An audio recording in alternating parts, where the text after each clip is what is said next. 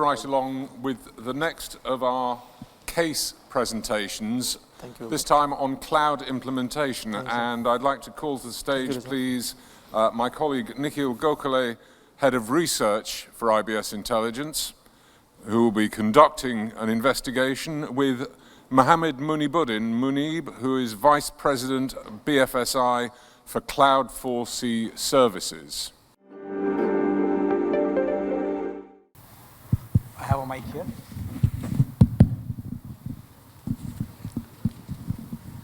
Thank you all. Thank you so much.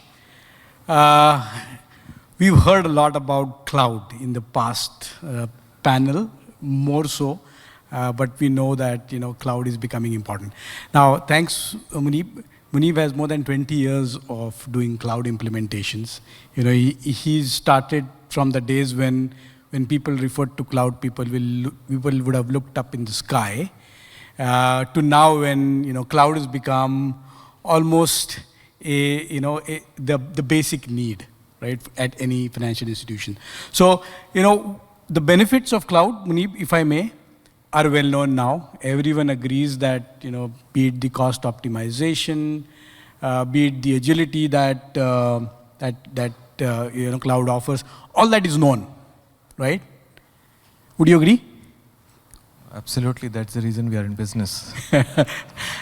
I think the bigger question that we want to really answer here, or pick your brain on, is how to get there, what kind of challenges you face when you're getting there, and how could you solve them, right? So here's my first question to you. We know financial institutions are moving to cloud. They know financial institutions know that that's not an option any longer. So when you look at the requirements of financial institutions, are they homogeneous, or you can see differences in terms of their needs and requirements? So yeah, thank you, Nikhil. Thank you, Cedar, for the opportunity. So just to pick up on Nikhil's conversation, telling that cloud people used to look up at the sky, I wanted to share a very interesting incident that happened with me, right? I was traveling to, I don't want to name the country, but I was traveling to Europe, right, for a business trip.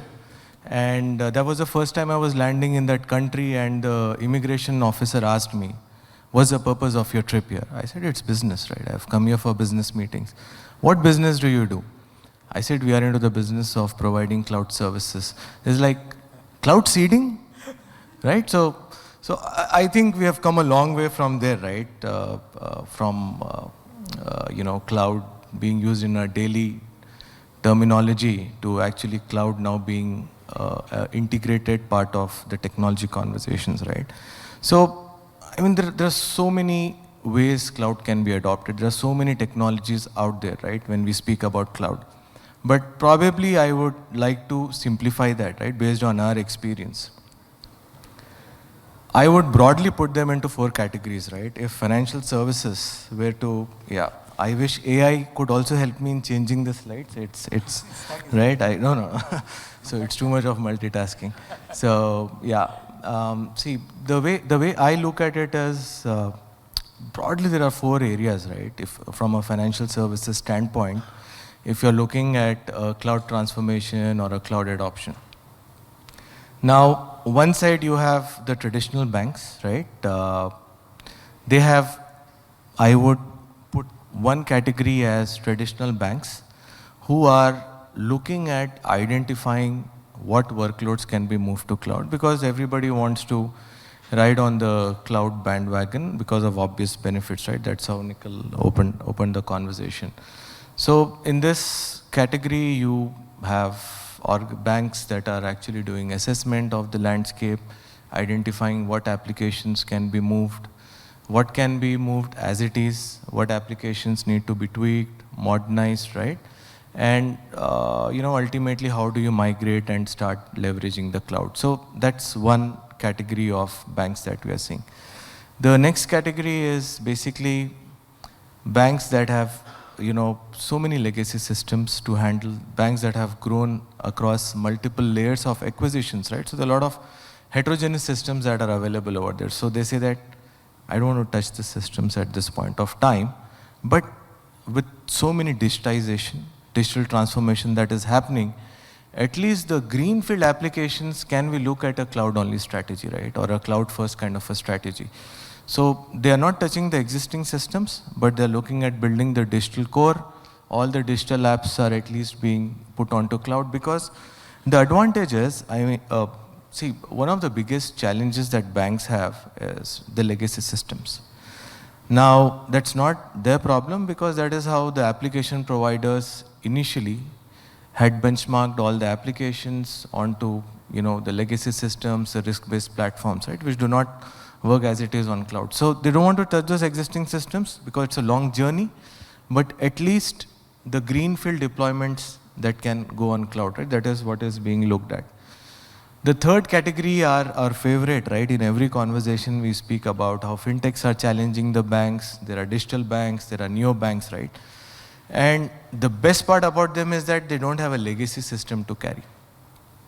What we are seeing is they're completely born in cloud, using the cutting edge technology, right from AI, right from ML, and a lot of data insights, right? Because there's a lot of data analytics, data lake. Pretty much all cloud native technologies are able to leverage, right? Not only the IaaS part, but also the PaaS part, right? Onto cloud. So that's, I would put them under third bucket. Then the fourth one is basically the ones that are looking to go international, right? They are looking to go into new geographies, new countries. So that is where the data localization angle comes in. So broadly, I think these are the four, just trying to oversimplify it, but that's how I look at the landscape. Now, here comes the real question, right?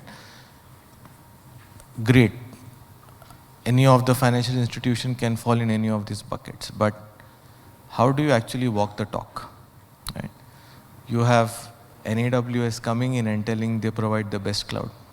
Azure coming in and telling it is that, this is perfectly, the tech stack can be perfectly married to Azure, right? You have the Oracle cloud, right?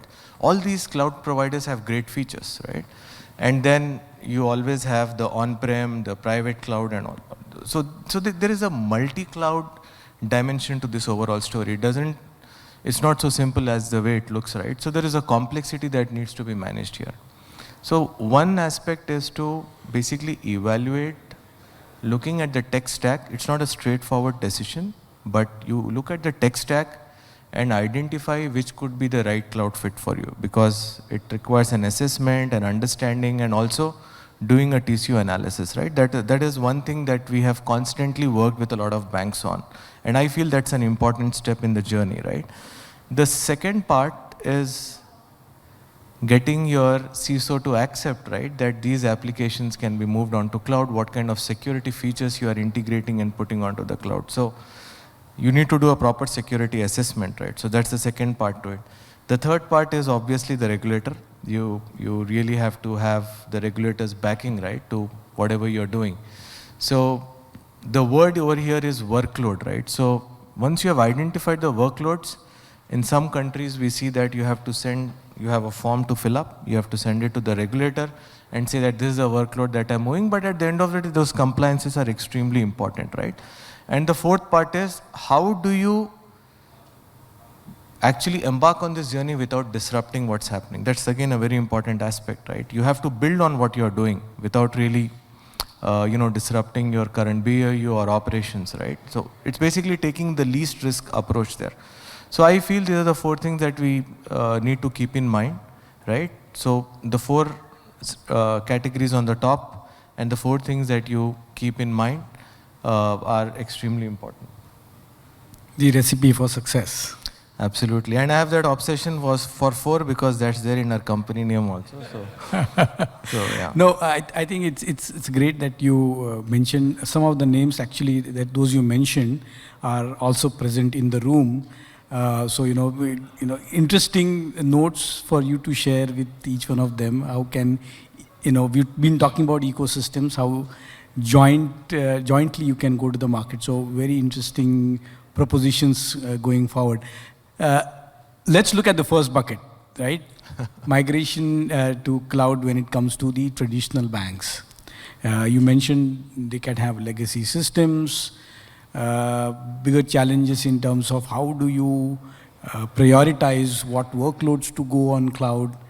So, when you're talking to traditional, large traditional banks, what sort of challenges, unique challenges do you see there when it comes to cloud migration? See, what happens is that we speak so much about technology that we forget the people element in that, right? So that's a very critical part of any technology transformation that you're doing.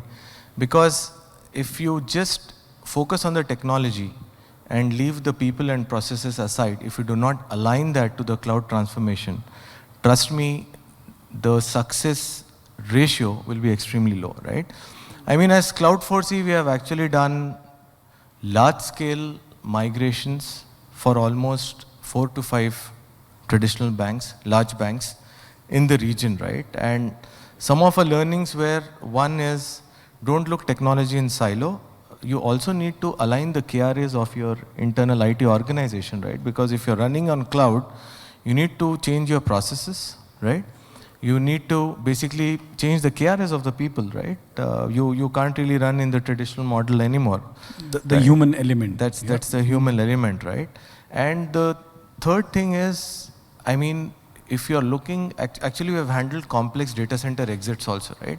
So if you are looking to do data center exit, right? For example, for one of a top bank in UAE, they were looking to migrate almost 243 plus applications outside their on-prem data center onto cloud. So we actually did an entire journey of around 18-24 months for them, right, from planning and also getting the right teams involved, getting the business teams involved, getting the applications team involved is a critical part of the overall journey, right? And then comes the sustenance part also, because I feel that if you just look at the migration part only, it's not going to solve the problem. You also have to look at the sustenance part as well. So, I'm going to talk for a second about the cost benefit that cloud offers, right? Are there any risks, worries that, while on paper the business case seems solid, the actual cost benefits may not come because of fill in the blanks? What kind of the risks do you actually have to prepare the banks for? See, I think I would say that if somebody is only migrating to cloud to cut down the cost, that's not the right lever to look at, right? Because yes, that could be an ultimate state that you will get into, because if you're doing a migration, right, as is onto cloud, that's not the best strategy, right? That could be a good starting point, right? But over a period of time, as you start using more and more cloud native features, you start using more of PaaS features, then you start getting cost benefits over a period of time. You're not going to realize that on day one. But one of the key reasons, right? I mean, cost is definitely one of the levers, but not the only lever, right? The key levers that we see is one, basically, faster go-to-market, because people are talking about competition, people are talking about fintechs, I heard somebody speak about tech fins also, right? So the competition is no more financial institutions, right? It's coming in from all sides. So you can't be going through that 6 months, 12-month cycle to launch a new product. You need the ability to launch the product much faster, right? So faster go-to-market because you have resources available on demand, right? That's another lever that you need to look at. And the third lever is basically availability of cutting-edge technology, right? Because if you start replicating the AI, the ML, right, the data engineering features that are available on cloud, you might not be able to unlock the true potential. So these are available in a plug-and, like the API side, right? All these services are available in plug-and-play kind of a model. And that really helps you to basically cut down the overall integration cycle and today it's all about cloud native, infrastructure as a code, right? Everything as a code. So these features are readily available on cloud. So that helps you realize the true potential by using these features. Okay, understood. And so don't ignore the human element. I think is the most important thing. I love the way you started there. Okay, let's shift gears. Let's talk about the I don't know whether I can still call them the newer kids on the block, because they're already, grown ups, I would say. The digital banks, the neobanks, the digital only banks, they are all built on cloud native. We heard in the previous panel Sandeep saying, putting the benchmark at 300 milliseconds for a payment transaction. So things have to be quick, things have to be super fast. So what are those unique needs of neobanks that you think cloud has to cater to? See, as mentioned to you before, neobanks have the distinct advantage of not having any legacy systems, right, that they need to carry forward onto this entire technology transformation, digital transformation wave, right? So, I mean, we work with, one of the largest neobanks in UAE, right, on their cloud journey. So what we have seen is they can be born in cloud. I mean, they can actually launch all the applications from day one onto the cloud platform, right? So that's an advantage they have. As I told you, all the features are readily available on cloud. But what we have seen is some of the customizations that basically need to be done is, because they have just launched the services, they cannot be cost heavy, right? They have to basically operate on a lean model and they don't have a lot of physical presence. So they are actually disrupting a lot of way that the traditional banks work, right? So even the operating model needs to be on similar lines, right?